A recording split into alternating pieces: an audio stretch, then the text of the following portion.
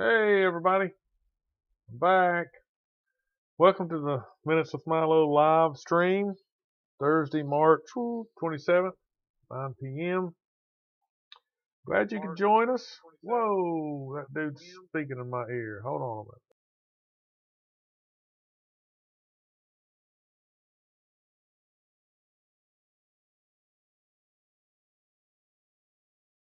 All right. Whew. How many times have I done this? And, I put it on the web page, turn it on the YouTube channel, make sure it's going out there, and I almost always forget that it's on. And then I start into it, of course there's a delay, and then boom. Surprise! Get your own voice talking back to you, you big dummy. Alright, let's see. There's that one. Here's that one. That one's gone. That one's doing the phone. Yes, yes, yes. And this one. Okay. Alright, so where was I before I interrupted myself? Yep, welcome to the show. Thursday, March 27th. Thank you for joining. Thank you for watching, liking, subscribing, leaving comments. Make sure you turn on the little notification bell. So that'll let you know I put out a post just as a friendly reminder that I'm getting ready to, to start the show. But you probably already know that. I know you're counting down the minutes and the hours, the weeks and months until you can watch the show again. And check out new videos. I got a new video put out Sunday night, maybe past Sunday night, on a little work done on the LS engine, and tragedy struck, but we'll prevail. Anyway, tonight's show, I have flown. It's been many years, and it wasn't bad. I mean, I like to fly. Probably the toughest thing was flying with like a 4-year-old. I guess maybe flying with an infant might be worse. I don't know. Flew with young child, not children, just one of them. Got stuck on the runway, tarmac, whatever you want to call it, in, I think Texas. Coming back from Vegas, like 3 hours, something like that, stuck on it. I don't know. It was terrible. It was just long, drawn out nightmare. Nightmare. But anyway, nothing like what I'm going to be talking about tonight on tonight's show. This was something I came across. I couldn't believe it. It's a world record. I guess it still is. About a couple of dudes, and I was blown away by when this happened. In a way I was, and in a way I wasn't. I mean, we're going to say, as far as I know, it's a world record. And I guess maybe it's, in my mind, it's what is that? The sign of the times. All right. So back when, I guess, world records were a hot commodity in the entertainment or news business, to me it was like when, of course I wasn't alive, but you see this a lot, like in the 50s and 60s when TV first came out, and they could go and they would show things, live on live TV, people sitting on the tops of telephone poles for days, or hanging from a flagpole, or jumping rope for 16 hours, whatever, or dancing, marathon dances, those kind of things. Just seems like world records.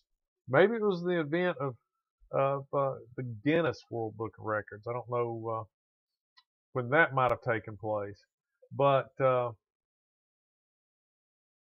that's, to me, that's when the heyday of setting world records was. But this was not quite that early or old. It wasn't that old, but it's pretty old when these dudes custom modified a plane, apparently, put it up in the air and flew it Now this is for over 64 days.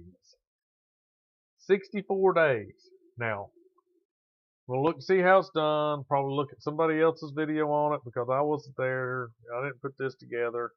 I just report on the subject and, make fun, poke fun at it, or tell you how awestruck I am about the whole mess. And we're going to be using my newest favoritist right now. My wife says, well, that Grok's, that's your mistress, isn't it? First it was YouTube.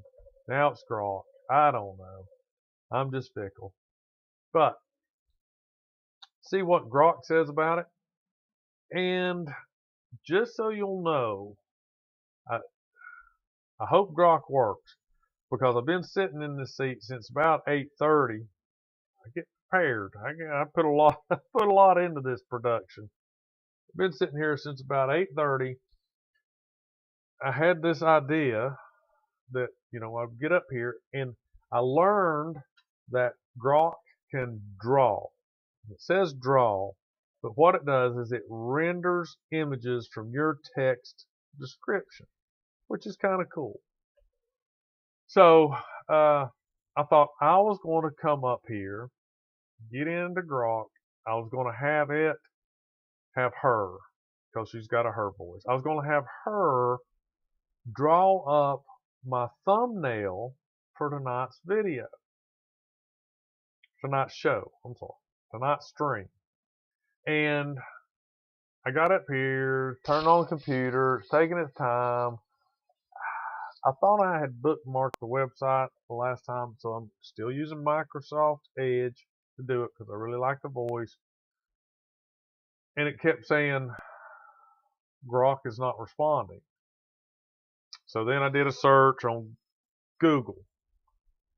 Microsoft Edge does not like you to access any other search engines. It makes it difficult. All right. I said, searched in Bing, whatever it was, Google. Well, what do you want to know about Google? It was like, go down this, and like fourth on the list is the search. I said, give me the search. So I looked in there, double checked the website. It was the correct website. Looked at, is Grok 3 down? They talked about some outages on the 27th this morning, and they were working on it. But as of right now, Grok 3 is up. Gonna look at it about getting the story together. And I just typed in quick. I had a different thumbnail. I typed in quick. Draw a cartoon single engine Cessna flying high over a dirt road, and overlay the text. What was it I put over there? Over 64 days. And it took me I didn't start out with all that. I started out small, and it drew a thing, and it drew a nice cartoon picture the first time. It was like a jetliner. And I thought, I just wanted to test it. I said, draw me a cartoon airplane. And it drew a jetliner. It looked pretty cool, and I thought that'll be good. That's when I added the single engine Cessna. And what it drew was more realistic, not cartoonish. But if you look close at the thumbnail, and some people wouldn't even have to look closer. Some people would just go, man, that don't look right. Right off the bat, right off the hit, as they say. The wings kind of, instead of being flat, they look like they're tilted up like this on the airplane. But it's over a dirt road. It overlaid the text. It's a single engine Cessna. Boom. I ran with it because it's like 2 minutes till 9. Okay. So, and it looks better than what I normally put up. It looks 1,000 times better than what I normally put up. So I like it. You should like it too. Excuse me. Okay. So let's look at these dudes, this story, and we won't look at all through Grok because it's just text. Here.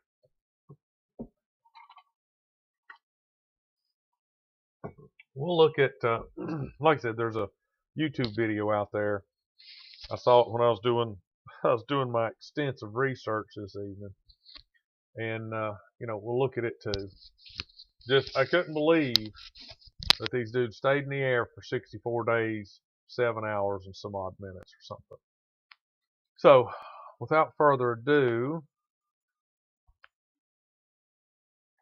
let's get up. I just blowed my mind. Here we go. There we go. All right. Good evening. I wonder if we could do like a Transylvanian. That'd be so. One thing I did have up the search. Let's see. Let's make sure this thing's still working.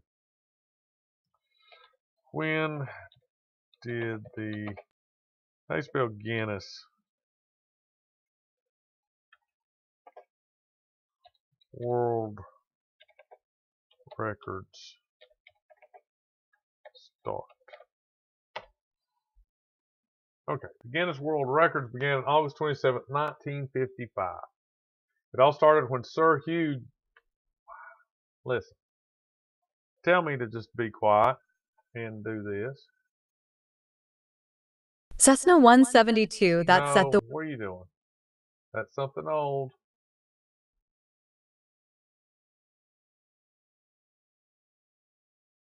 Guinness Oh, the delay's killing me. Don't touch anything. Guinness World Records began on August 27, 1955. It all started when Sir Hugh Beaver, the managing director of the Guinness Brewery, got into a debate about the Guinness fastest Brewery. game bird in Europe during a shooting party. Realizing there wasn't a definitive resource to settle such disputes, he came up with the idea for a book of records. He enlisted the help of Norris and Ross McWhirter, who were fact-finding experts in London, and the first edition of the Guinness Book of Records was published on that date. It quickly became a hit, evolving into the global authority on record-breaking achievements we know today. Huh. How can Grok help? Oh, stop. Deep. How can Grok help? Stop. I don't know why it didn't read it to me, but anyway, that's pretty interesting. I thought maybe it was just a coincidence that the Guinness World Book of Records had the same name as the Guinness beer, but obviously it is not. So, world records began on August 27th, 1955. Well, isn't that interesting? Okay, so that was a tidbit of information. And see, Grok just went right to the heart of things. I didn't have to look at a bunch of 4 or 5 different displays.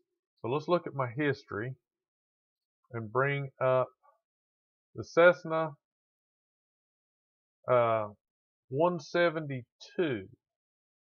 Okay, so let's see if we can start right here. Have her to read it to us. Help? No, Deep search. no, Think. right here. In 1958 to 1959, two pilots, Robert Tim and John Wayne Cook, flew a modified Cessna 172 for an astonishing 64 days, 22 hours, and 19 minutes without landing. This feat took place from December 4th, 1958 to February 7th, 1959. Okay, so when I first started the show, I talked about what I thought, the heyday of setting world records were, and that's probably the time because the first record book came out in 1955. These guys, Robert Tim and John Wayne Cook, did this record-breaking flight in 1958. 1958. Now, we'll see where it took place. Maybe there's a significance on why they wanted to do. Maybe they were on vacation or they were unemployed or something, but they did it from the 1st of December to the 1st of February. Why would you do this over Christmas and New Year's? Why not do it some other time where there's nothing else going on and people are going to say, hey man, what are you doing? I don't know. You want to go out and watch these dudes fly around the cornfield? Well, sure, let's just go out there. It's not Christmas, right? Let's just go out there and watch these fools fly around in an airplane since it's 1958. Why would you do it in December? Oh, that's over the deserts of Las Vegas. Here we go. Come on. Let's just go on with it. February 7th, 1959, over the deserts around Las Vegas, Nevada. The flight covered approximately 150,000 miles, equivalent to circling the Earth about 6 times. Crazy. The endeavor started as a publicity stunt for the Hacienda Hotel and Casino, where Tim worked as a slot machine mechanic. The hotel's owner, Doc Bailey, funded the effort with $100,000 to promote the new family-oriented resort. $100,000. Okay, so this is something that I haven't come across yet because I haven't been really doing grok much. I wonder if I can get 2 instances of grok up. Well, I know what I can do. Since I logged in or signed up in grok, it calls me Minutes with Milo and all that stuff because I've used my Google account. What I can do is I can tell it I want a new chat. And I'm going to say, how much is, how much, all right, how would you question this? I want to know,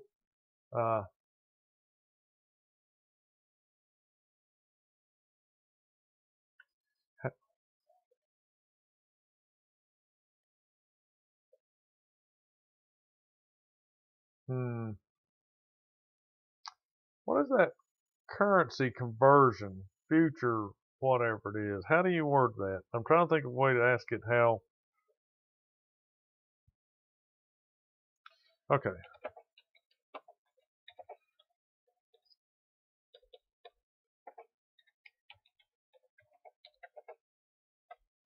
Uh, 1958.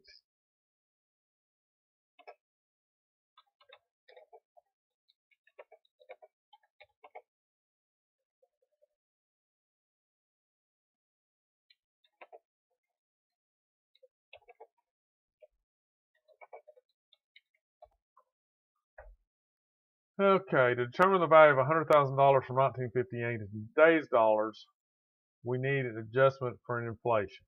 Okay, so let's just jump down here. So $100,000 in 1958 would be worth approximately all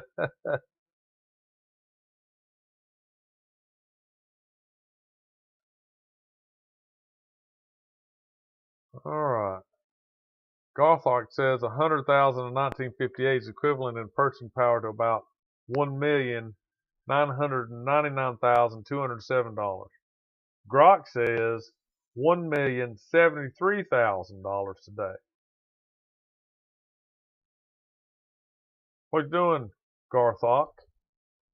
Doing all right tonight? We're talking about dudes that fly for 64 days. So, anyway, over $1 million.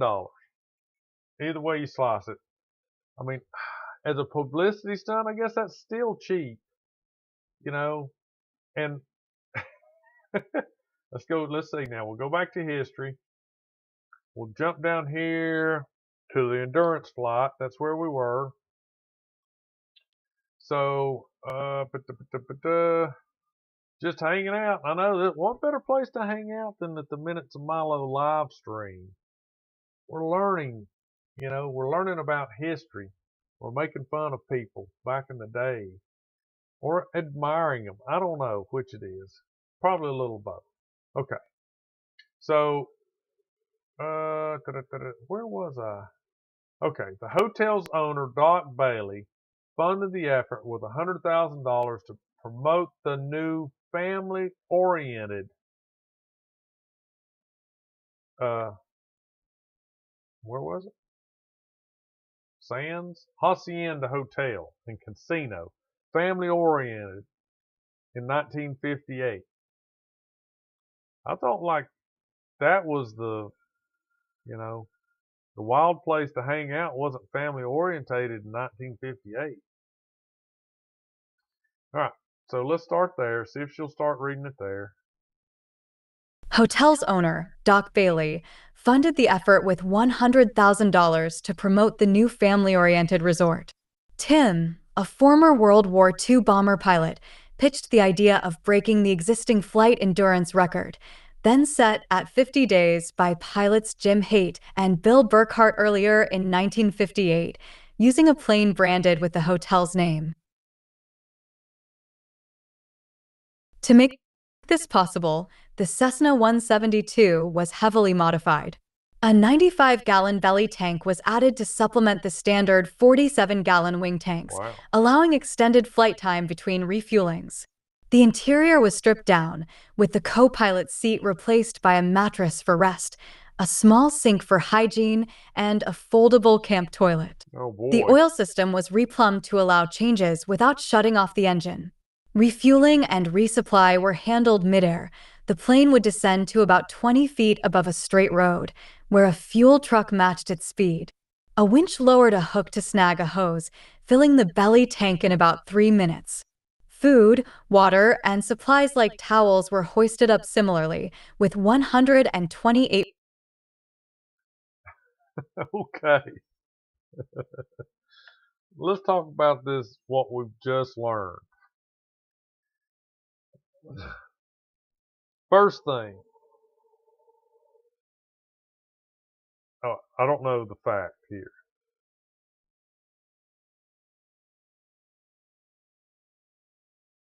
Okay. So I read ahead. I'm sorry, I read ahead. They put a mattress in there for rest. Were there two of them? Was there one of them? They had a fold camp toilet. Did you poop in a box and fold the box up? Like, was that their camp toilet? So you got an Amazon box, pretty decent size Amazon box. You line it with some plastic. You fold the lid down, you fold the lid up, you poop in it, you fold the lid down to hold in the smell. Then what did you do? When it got full, you just chucked it out the window. They needed me to help them out, figure out the logistics of this thing. So what kind of blue? They already had 47-gallon wing tanks. That just seems like an awful lot. Uh, you know, it just seems like an awful lot. Maybe it wasn't, but then they put a belly tank on it. So, they stripped out all the stuff in the airplane, put in a little sink for hygiene. Probably, I guarantee it was a gallon jug, and you just over a 5-gallon Lowe's bucket or something. But then they put, I guess it was a good trade-off. They put 95 gallons in the belly tank.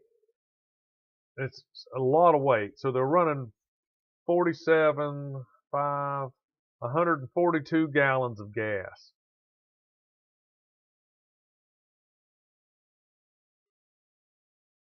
All right, so 54 miles an hour. Now, if you slowed the plane down almost to its stall speed at 54, wouldn't it seem like it would take more? And I guess it was a trade-off. It would take more in more power. You'd have to put more power to it to keep it from falling out of the sky. Because now, I think you're talking with the flaps down, so there's a lot more drag on the airplane. It's a little airplane, little engine. It's trying to just chug along at 54 miles an hour. I bet they burn a lot of speed or a lot of fuel when they were going that slow. It seems like it'd be more efficient. There's that sweet spot, like with the car. At that sweet spot, it gets its best miles per gallon. Anything above and below it, it starts to, not get so good a fuel economy. But I wonder how long the road was. Maybe later on it'll tell us. But so more than 65 to keep it from crashing. I mean, that truck had to be, this is 58. What was, I'm sure they had cars capable and trucks capable going 60, 65, 70. But it's still, that would be, it's in the deserts of Las Vegas. It may have been a, completely flat stretch of road with, but then, even back then they had like telephone poles and stuff, you would think, right? Maybe we can figure out some of that here in a minute. Write these questions down. Okay. Let's go start from here. 128 refuelings completed over the flight. The pilots faced significant challenges. They took turns flying and resting. So your dad was a pilot. That's cool. I've flown in a little Cessna-style plane maybe 3 times. Guy I used to be a roommate with, he got his pilot's license, and maybe we went up. It split it, the cost. We'd go up, fly around. And then I went one time with a friend of my uncle's, and he did one of those things where, and then cut the engine, and you stall, and you come across, and you're just weightless. That was pretty cool. It's just kind of weightless. And then you pull back out of it like a roller coaster. They always rotated on takeoff at about 80 miles an hour. What does rotated mean? I rotated on takeoff. So what does that mean? Rotated on takeoff at about 80 miles an hour. In a 172. Well, that's the exact same plane these guys were flying.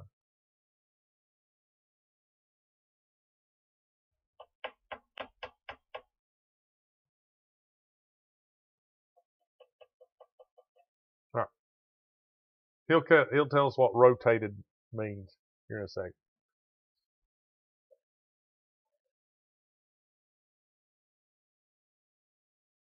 Resting in 4-hour shifts, battling exhaustion, engine noise, and isolation. After 39 days, the generator failed, cutting lights, heat, and the electric fuel pump, forcing them to use a hand pump. On day 36, Tim fell asleep at the controls, and the plane flew on autopilot for over an hour at 4,000 feet, a close call. Later, the autopilot broke, heightening the risk. By the end, carbon buildup in the engine's spark plugs and combustion chambers forced their landing, though they'd already shattered the record.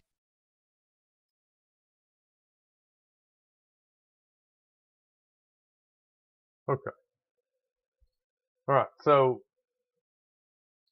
rotation is when the plane actually starts to fly.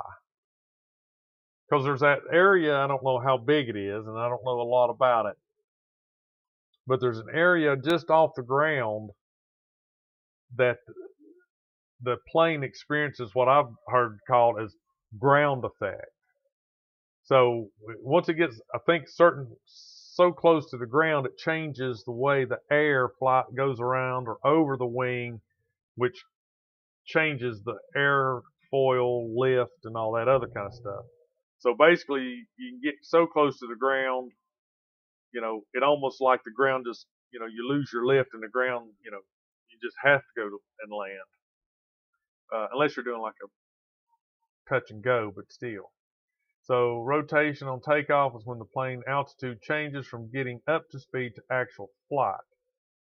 During takeoff, first is pilots applying back pressure on the control stick or yoke to lift the nose of the aircraft off the ground, initiating the climb. Okay. So that was it. It could lift off at 80 miles an hour. All right. So apparently, according to what we're reading here, it didn't really specifically say, but it said the pilots faced significant challenges. All right. So that means there was 2 of them. They took turns flying and resting in 4-hour shifts. Then they battled exhaustion, engine noise, and isolation. Well, they were together. Surely they just didn't, when the one woke up and the other one was still flying, they chit-chat a little bit.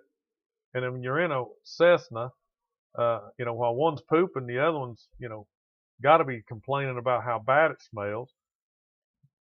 So they got to talk then. And, I mean, I guess they ate meals.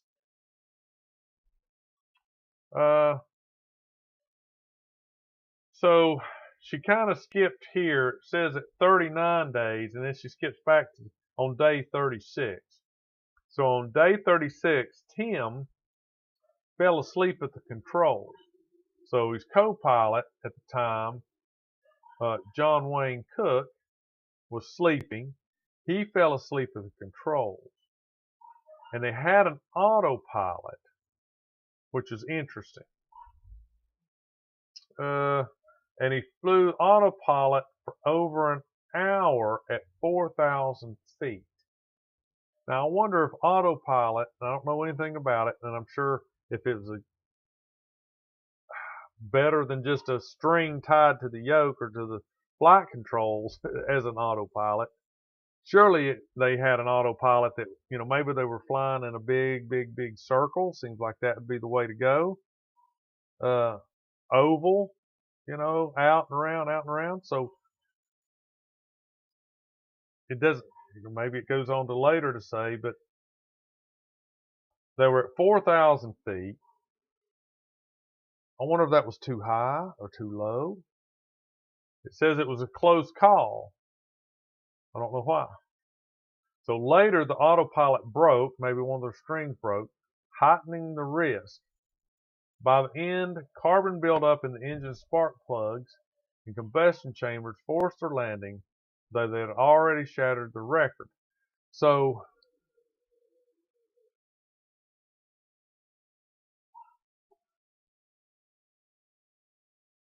let's see.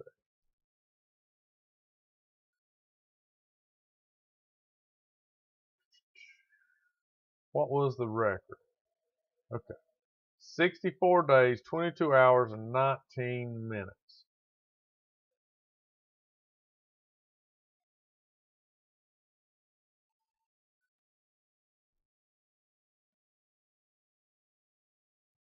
How many hours in 64 days?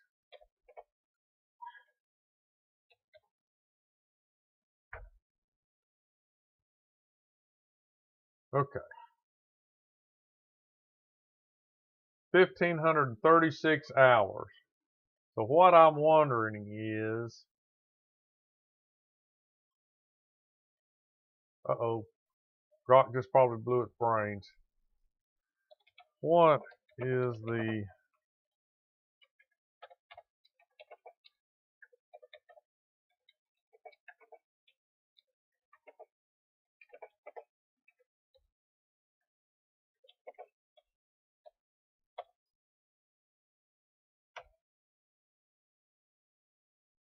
let's see if it can figure that out.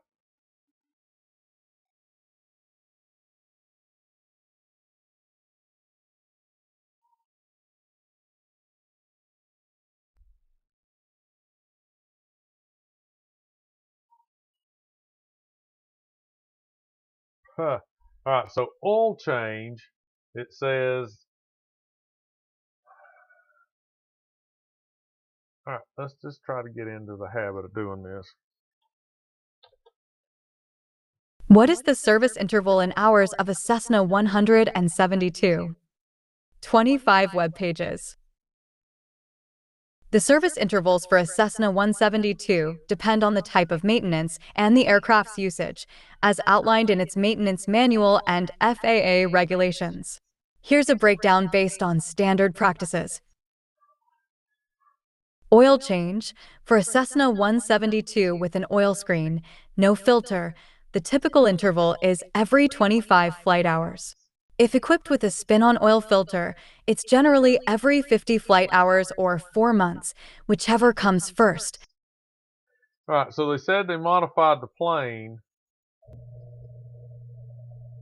so that they could change the oil with the engine running. And according to this, I mean, technically, if you were trying to do that, you wouldn't change the filter because you can't be out there with it. If it had a spin-on filter. Maybe they put a spin-on filter or the backup, or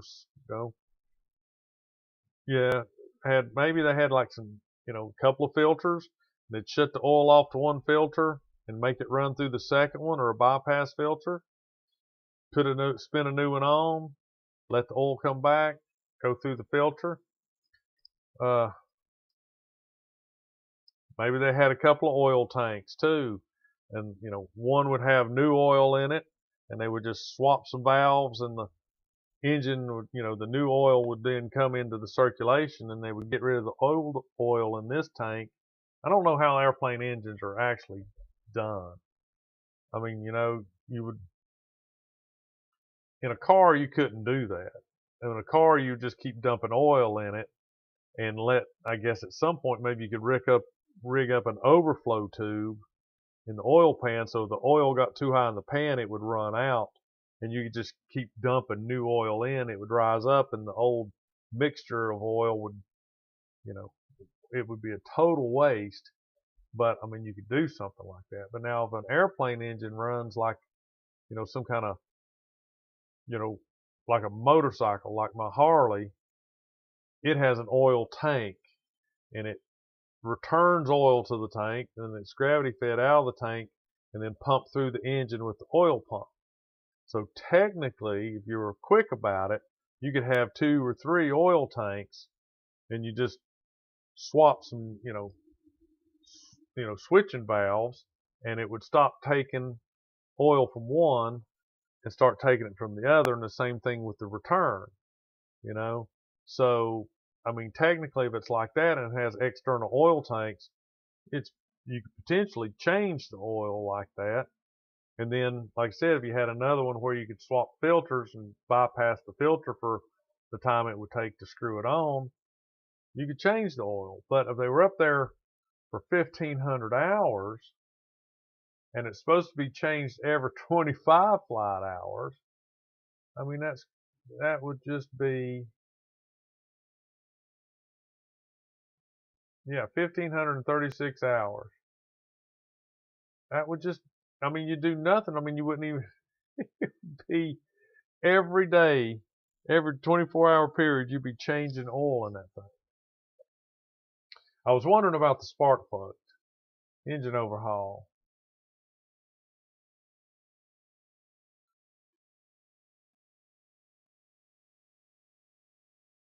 Because what they were talking about, the plugs fouled. Yeah.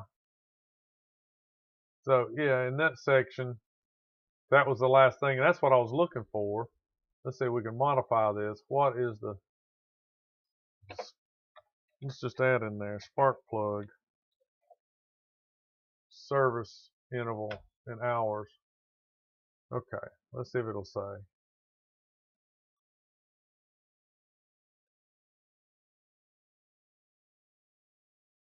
So spark plug should be inspected, cleaned, and re-gapped every 100 hours. Should have been done 15 times. Replacement. Okay, commonly 400 to 500 hours. So they should have been replaced, 3.5 times.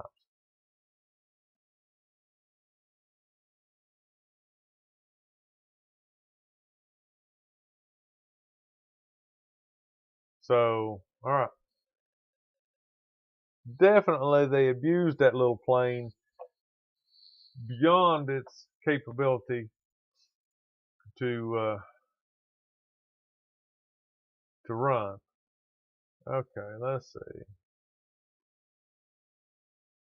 Where was it? Let's go right here and see if she'll start talking. Right there. For over an hour at 4,000 feet, a close call. Later, the autopilot broke, heightening the risk. By the end, carbon buildup in the engine's spark plugs and combustion chambers forced their landing, though they'd already shattered the record.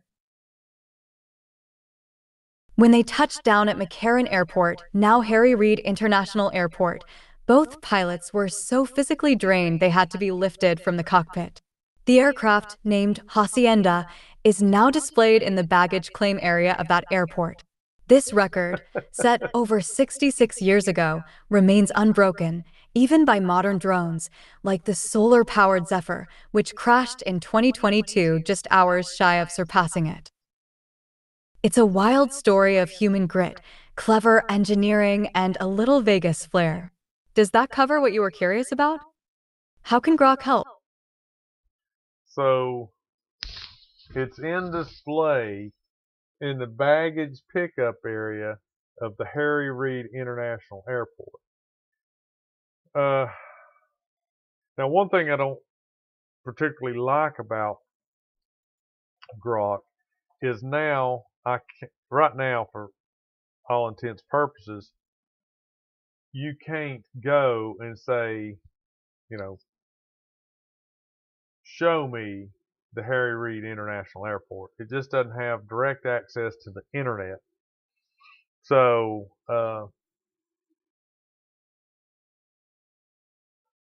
what I'm going to do is, okay.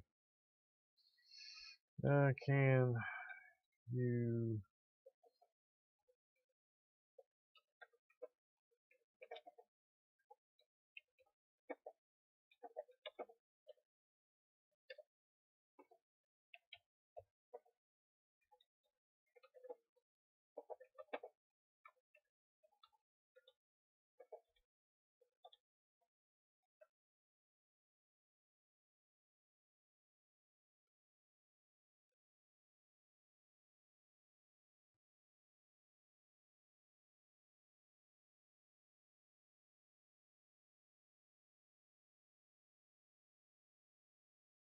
Well, okay.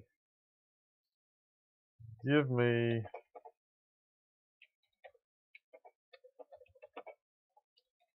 a link to the video. How about that?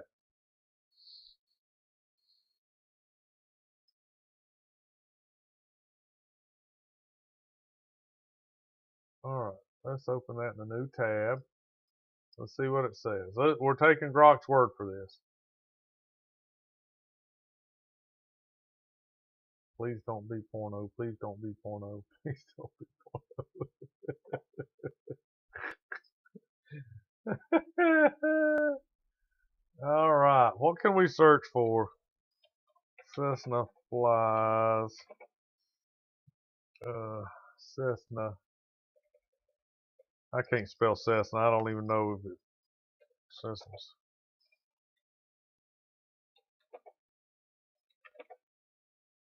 $64.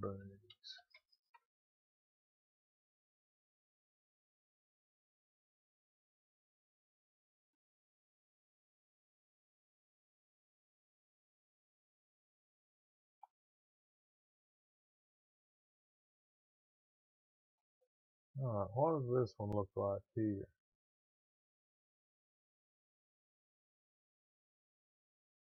Oh, where did that one video go?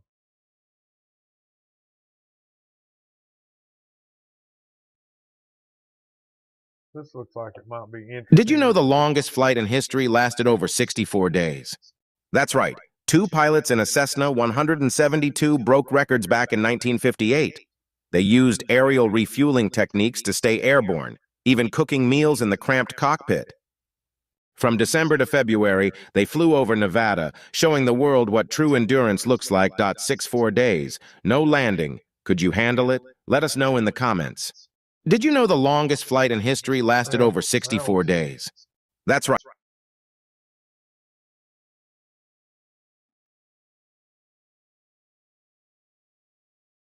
I know there's got to be a better video than that.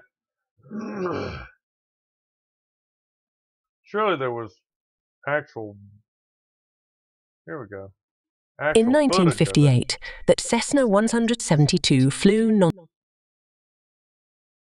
I guess that's a real picture. Where's my? Can we go back? non-stop for 64 days, 22 hours and 19 minutes, and covered 150,000 miles, that is 240,000 kilometers. In 1958, that Cessna 172. So there it is. hanging in. You can tell it's down here. You can see the people in the baggage claim area. So that's it right there. I don't think that would be a four-seater. I don't know. Maybe it is. Planes are tiny. Flew non-stop for 60. So here's the truck. They're on a highway. Dude's hanging out the door. They're really low, man. They're really low. 64 days, 22 hours, and 19 minutes, and covered 150,000 What was he doing there? miles, that is 240,000 kilometers. In 1958, that Cessna 172 flew non-stop for 64 days, 22 hours, and 19 minutes, and covered 150. There. What's he doing? Cleaning the windshield?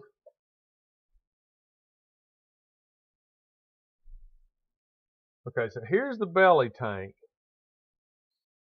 That was the 95 gallons of fuel. That ain't nearly big as I thought it would be. I thought it would be huge. I mean, I don't know.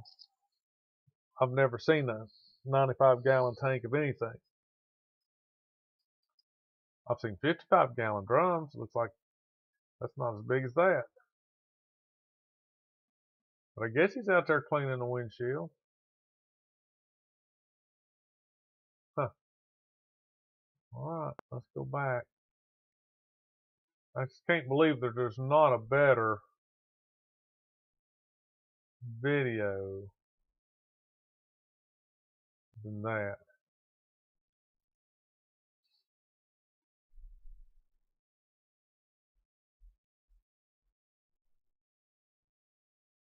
Hey, there's what I was hoping that Grok would where did it go?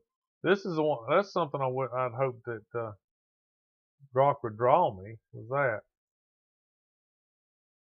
What is this? The List Laboratory.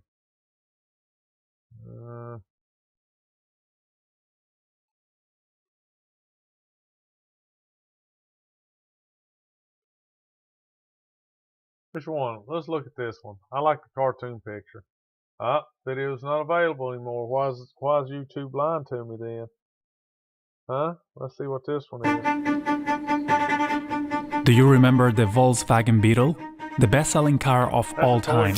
In production since 1938 until 2003. Affordable, relaxed. That is the Cessna 172 Skyhawk. The Cessna 172 is the most successful aircraft in history. It is made by Cessna Aircraft Company, now a Textron Aviation Company. The first production model was delivered in 1956 and is still in production today with more than 44,000 units built. I will repeat this again, 44,000. It is a single-engine aircraft. You'd normally find a Continental 0300, a 6-piston engine that produces 180 horsepower. Well, that's a lot. The plane has a high wing configuration, which makes it very stable in flight but also provides its occupants better visibility to the ground. The Cessna 172 is ubiquitous in the general aviation world. It is robust and versatile to accomplish many tasks. Tasks that might be considered impossible or even illegal.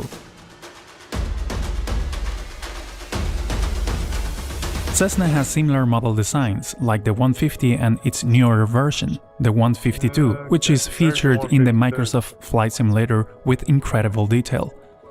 Older models include the Cessna 120, 140, 142. Alright, so that's interesting, but that's not telling me what I wanted to know. My wife was murdered. I want to go after Sarah's killers.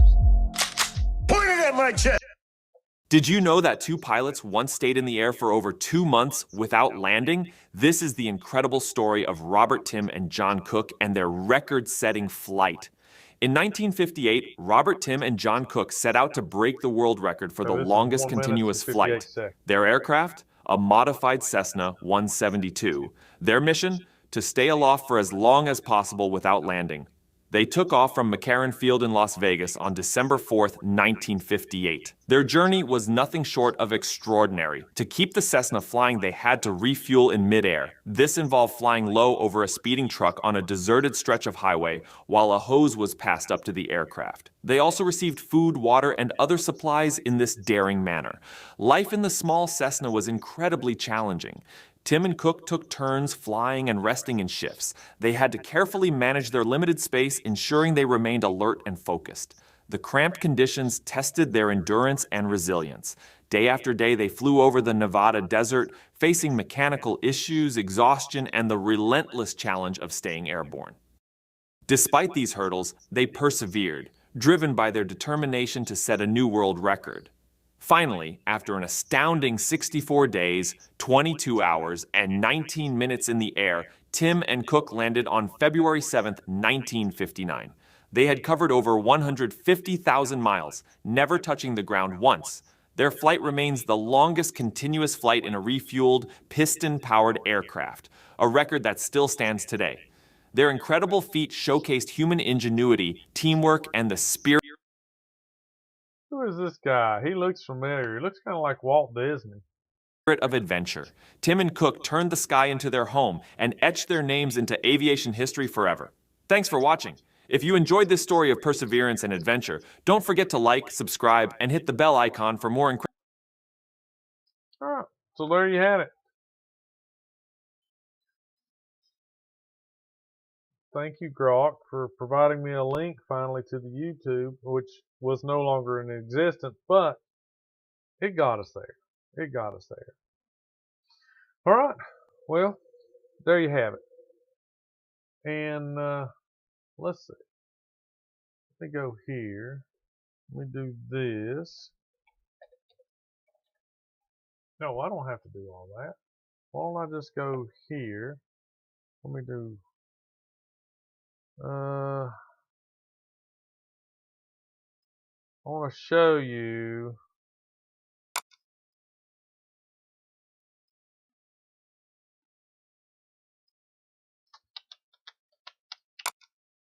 download. Here we go. Open that up. Come on, buddy. What are you doing? All right. So what? There it is. Okay, so that is the image that Grok 3 drew for me when I asked it to draw a cartoon airplane, a cartoon single engine airplane flying high over a dirt road, overlay the text over 64 days under the airplane. This is what it drew me. And like I said before, it's a lot better than what I was going to put up. But I've played with this Grok 3 draw function, and it's really kind of cool. I asked it to draw me a yard gnome riding a chopper, and the one that I saved, I did a couple of tweaks on the words and everything. The one that I saved really turned out pretty decent. But as you can tell, it doesn't look like a cartoon. It's not very high off the road. Half the prop is missing. The wings are rough at best, and there's no tail section on one side of the airplane. Now you might be able to argue that the horizontal tail fins or whatever, one side's being covered up by the tail fuselage, but that would be a no-no. There should be some showing on that side, on the, I guess, the main pilot side, the driver side, whatever you want to call that. But one wing, as you're looking at it, the one on the left looks fairly decent, but now the one on the right, it could not get the perspective right. But out of the two that it drew two every time I would ask it to change it. This was the better one that it came up with. And as a thumbnail, if you look at it on the YouTube page, it's tiny, so maybe you don't see it as much. You know, you don't pick out the flaws. But it's a really nice dirt road and a really nice sky. It picked a very good picture for the dirt road. I just don't know what it did on the airplane. But like I said, much better than what I would have done, or I had. All right, so that's the end of the show tonight. I mean, I thought that was just, and it's still a world record. I don't know why, you know, people haven't decided to try to do it. I mean, now it would probably, you could find a plane that would do it a lot simpler. So I think if somebody were to try to break it, they ought to do it in a similar type of airplane with maybe, you know, I don't know, like I said, how sophisticated the autopilot system was. Could they program it or get it to fly, you know, in a continuous circle? Or when he fell asleep for an hour, did it just shoot straight and level for an hour? I don't know. And I wonder if they had any, you know, planes up there with them to kind of fly beside of them, you know, shoot footage or, you know, do any of that kind of, you know, crazy TV stuff. It showed in that one, I'd like to see more footage of it, but it showed in that one picture where the people were alongside the highway as they were refueling and driving the trucks down the highway and just, I won't say hovering, flying, you know, 15 feet, 20 feet above the truck while they were refueling. I mean, just, you know, people didn't die. They didn't say two people were killed during the 64 days. But anyway, thought that was interesting. Thought it'd be worth a show. Thought I would, you know, work Rock into it. She did a good commentary. Did what I asked. Drew a decent picture. I have to give her credit. Drew a decent picture. Anyway, all right. So thanks for watching.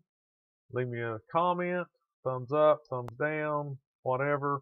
I did have a comment on a video I put out. Like I said, I put out a video Sunday about pulling the crank off the crank pulley off my LS engine. Check that out. It's on the should be like on the front page, or it's in the odds and ends playlist. But a guy made a comment saying it was the tool that I use, the same tool they use in the dealership. So that's cool to know. Watch the video. Tell me what you think about it. And come back next Thursday, 9 o'clock. We'll have another go at it. Thanks, Garthog, for tuning in, making some comments. And I guess we'll see you next time, maybe.